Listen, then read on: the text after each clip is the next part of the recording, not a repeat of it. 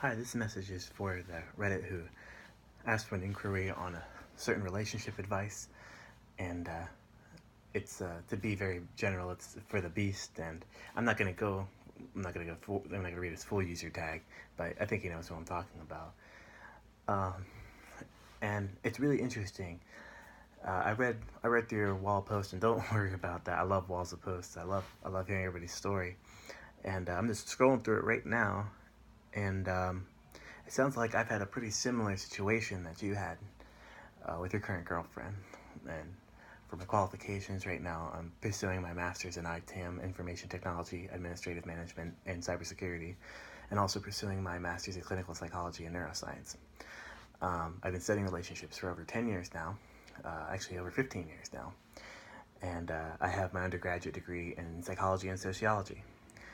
And on top of that, um, I've always been extremely introverted, so I've always studied relationships because I've always found them really fascinating. I guess that's what my qualifications here, take it or leave it. But on this situation, I actually have a lot of personal experience and academic insight as well. Personal experience. Okay. Um, all right. First off, it sounds like you guys are extremely young. It sounds like, let's see, you're 22 and she's 20. Okay. 22 is an interesting age. Um,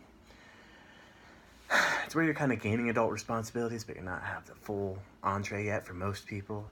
That's where they usually are at. Um, but for me, I would have to say this. Okay, first off, um, the first relationship and the first breakup, no matter what the circumstance, is always the hardest. When there's been a betrayal, such as cheating, lying, withholding truths, um, having a double life, whatever the case is, it weighs tenfold because usually this is their one of their first relationships. This is one of their first relationships that they're probably gonna have. Um, that they've had. I'm sorry, I was reading a text. I got a little bit unfocused. But yeah, this is the first relationship that they have, so they're really primed. Um, Especially when they trust with all their heart, and then they just get it stomped on by betrayal.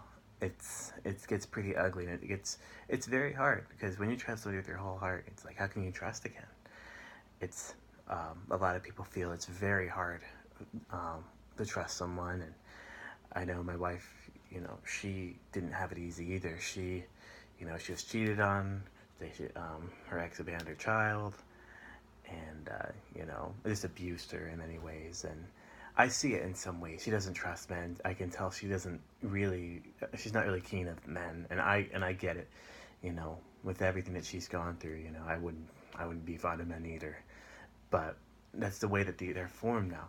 And keep in mind that happened back in 2011, 2012. Okay, and she's still a little. I can tell there's still a little bit of wounds there, and it's 2018 now.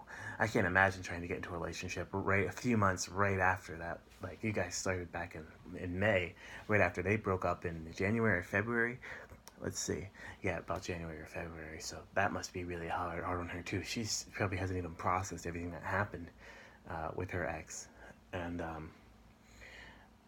women are very emotional creatures, so it imprints on them even more so. That's difficult. That's a big barrier to cross. And keep in mind, she's very young too, so she's very imprintable as well. She doesn't have necessarily the life experience or the coping mechanisms to handle that yet, and she might not have the tools to handle stuff like that. And this is why she's a little distrustful. And like she said, it has nothing. She's right. It has nothing to do with you. Any guy could come up and come into her life and try to ignite a relationship, and that's fine. But you're gonna have to deal. You're gonna have to come to that barrier of her trust versus mistrust, um, and she's just not gonna trust men that easily. Um, and that's just a case in point. Um, that's why I'm kind of glad that I met my wife 4 years after, because it let her heal a little bit. It let her process all the emotions and come to accept what's happened and try to put her best foot forward afterwards. Um, And another thing is, I know I keep going back to this, but it's so crucial to the situation. Is you guys are extremely young. I know nobody wants to hear that from anybody, but um, let it work in your favor though. Okay, she's got to figure out what she wants in a relationship. Obviously, she learns she wants absolute trust. You know, women at that age, and men as well, they're not that. They're actually terrible selectors of partners for the most part. Women, they usually go for the fun type. Women, they like the people that they want the men that excite them. That's why I like the bad boys, the quote unquote assholes. It's because they like the tension. They like the fun. These guys provide the fun, the drama. The girls love that at that age when they're younger than 25, and men, they like it too. Um, and that's why women aren't really the best selectors at that age, and it has nothing to do with you. Um, it just happens. And keep in mind that that's women, on the other hand, they usually tend to go for people who have good character, stability, security, and other things that have less flashy values as well, like trust, loyalty, family values, morality, um, good father techniques. So yeah, they pursue those, and that's the difference between girls and women. Because women usually know from either their friends or their own personal experiences that the flashy, exciting guy might not be the best, the coolest guy, or it's very short lived, and it comes with a lot of bad baggage as well. All those young qualities. But anyways, going back to your question, you're completely in love with this girl, and I don't know what else to do. Okay, I wish I took this advice when I was 18, and I want you to write this down. Okay, with all things considered, um, just enjoy yourself. Okay, you're only 22 months. Um, and what you cannot do anything to make the situation better. You can't fix her. You can't heal her. You can't make her change her mind. And I know it's really frustrating because you're in love with her. And I've been in situations where you just have your hands tied. When my ex's father died and she freaked out, I couldn't do anything about it. I can't bring him back. I can't do anything about it. We just have to move on and just take what's considered. But with you, there's one thing you can do, and that is just give her space. I'd treat her as a friend. Because if it's meant to be, she'll find her way back to you. And don't hold any if then propositions. Don't think that, okay, well, if I'm nice then and this is gonna happen. No, there's no guarantees in life, and you have to approach it from um, a non. You have to be. You can't be attached to outcome. Yeah, you can't be attached to outcome whatsoever. Don't be attached to outcome. Just say, okay, she's a really sweet girl. She has a lot of potential. Just just keep the mindset.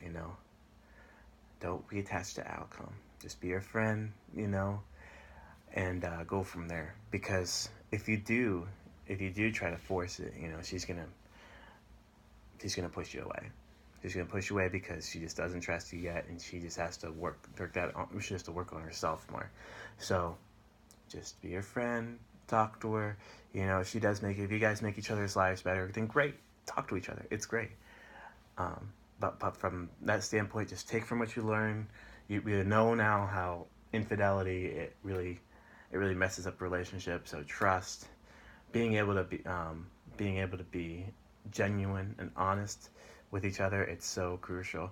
It sounds like what you learned when you pushed the brakes because you were looking to have intimate relations that one night, and you held off, and it went it went great in your favor because she was able to open up. Yeah, absolutely. When you pull the brakes out, when you pull the sex out off the table, and you just talk to her as a person, that's what she needs right now. That's what she needs, and that's exactly the way you want to approach it. Is just talk to her as a friend, get to know her, you know, because if you really do want a long-term relationship, you're gonna need to be her friend as well. And if I had to say, I know I've been talking for almost 10 minutes now, and I know people's attention spans are about 8 or 9 minutes. the one thing I just want you to write down and take to the table is just remember, you are so young, okay? These things happen. I honestly, if I had to go back in time, I'm not dating anybody underneath the age of 25. I'm not. They need to have the tools to have emotional elasticity. They need the tools to be stable, handle their mood swings, handle their PMS symptoms. They need to be able to have a good track of what they want to do, have a good sense of self and what they want. They have to have a list of things that they can tolerate and what they can't tolerate, um, and they need to know who they are. Okay, and I know that's a lot to ask for anyone, but I have all those things myself. So there you go. But you got to start. You got to start there. You know, you're 22. Just discover yourself. See what you find out what you like, what you don't like, and just take it easy because man, it's just too much stress to just put on yourself at that young of an age. Because trust me, family's gonna come on down the road, and it's gonna put a weight on your back. So just enjoy it now. Um, and it's not a bad thing. It's just you know you have the opportunity and the freedom to enjoy it now. You know, I if I could go back in time, I know you were in school, buddy. So I know I hate to sound all preachy, but just make the most of schooling. Keep in mind this too. I'm telling my sister this now too. 98% of individuals, no matter male or females, have families of their own. 98% of people in society have family of their own. It takes 72,000 a year to support a family. Okay, I know that this might not be relevant to you now, but I know you're in school and you have your major going. Just make sure you have that base covered because I'm back in school right now. I'm almost 29 years old right now. So get it done now. Get yourself a good job because heck, you might not need all that money right now, but heck, if you're part of the 98% of society, you will need that money. I tried living on $42,000 a year, and guess what? You have enough to pay utilities, and that's it. You have nothing to put into savings. You have nothing to put into your kids' college. You have nothing. It's just enough just to get by, and that's just not okay. So yeah, 72,000 a year. I know it's really random, but I figured it's relevant because you're in school right now. So a bit of advice. I wish I knew that.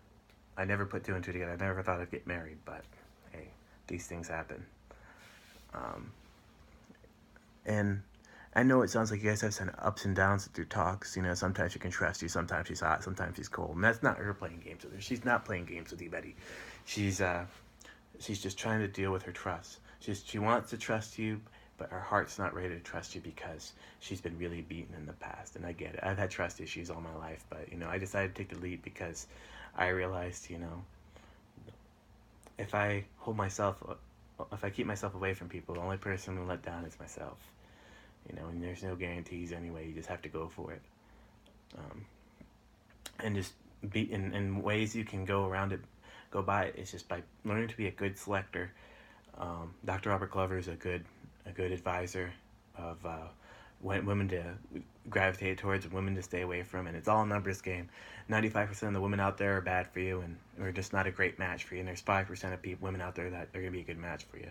I mean, I didn't go on my first date until I was 25 years old, so and that's okay. People feel so rushed at 22 and 23 to get married and tie the knot and all that and start a family and all that, but no, just enjoy yourself. I know you're really caught up in this girl and you want this thing to happen, you want your dreams to come true, but hey, just relax, buddy. Just relax and enjoy the ride because you don't want to wear yourself out because it's that energy that you bring. That's what people fall in love with, not the anxiety that you bring to the table.